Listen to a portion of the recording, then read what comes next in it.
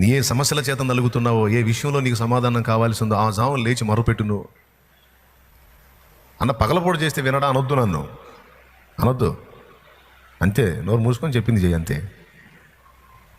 వెటకారాలు నేను కూడా చేస్తా, కానీ లేఖన స్పష్టత ఇస్తుంది.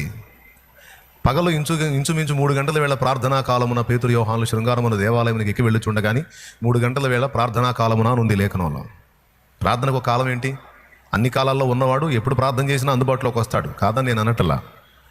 కానీ భక్తులు ఒక క్రమం ఏర్పరచుకున్నారు.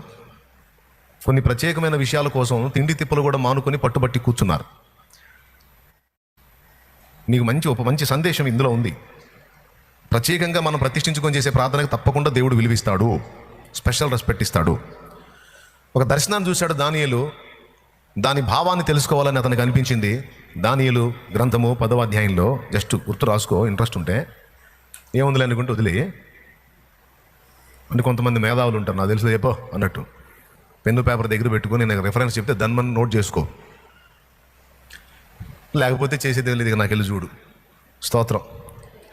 దానియేలు గ్రంథము 10వ అధ్యాయంలో దానియేలుకి దర్శన భావం తెలుసుకోవాలని ఆసక్తితో ఆ దర్శన భావం దేవుడు తెలియజేసేంత వరకు ఏం తినకూడదు అనుకున్నాడు.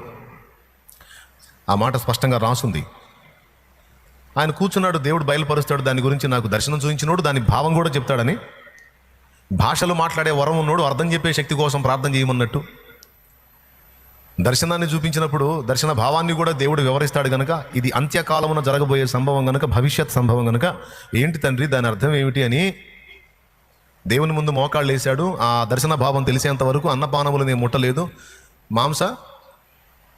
సంతోషముగా భోజనము చేయలేక ఉంటుంది. మాంసము గాని ద్రాక్షరసము గాని మాంసము గాని నా నోటిలోనికి రాలేదు. స్నానాభిషేకములను చేసుకోనలేదు. కనీసం స్నానం కూడా చేసుకోవాలా నేను?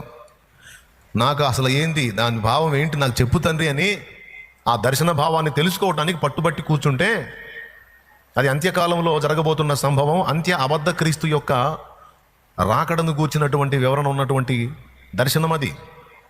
దాన్ని నాకు తెలియజేయ అంటాడు మోకాళ్ళేసి. దానియేలు ప్రార్థన చేస్తే దేవుడు కదలకుండా ఉంటాడా? దానియేలు ప్రార్థనకు ఉపక్రమించి తిండి తిప్పలు మానేసి స్నానపానాదులు మానేసి కూర్చున్నాడు. వెంటనే దేవుడు గాబ్రియేలుతో మాట్లాడాడు. గాబ్రియేలు, నాకు చాలా ప్రియుడైన దానియేలు అదిగో ఆహారాన్ని మానేసి స్నానపానాదులు మానేసి ఆ దర్శనం యొక్క భావం తెలుసుకోవాలని కూర్చున్నాడు. ఆయన దాసుడు ఉండోడు. నేను ఆన్సర్ పంపించిందాక, సమాధానం పంపించిందాక లెగవడు. మహాపట్టుదల.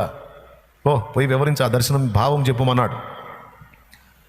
అప్పుడు గాబ్రియేలు బయలుదేరి వచ్చాడు.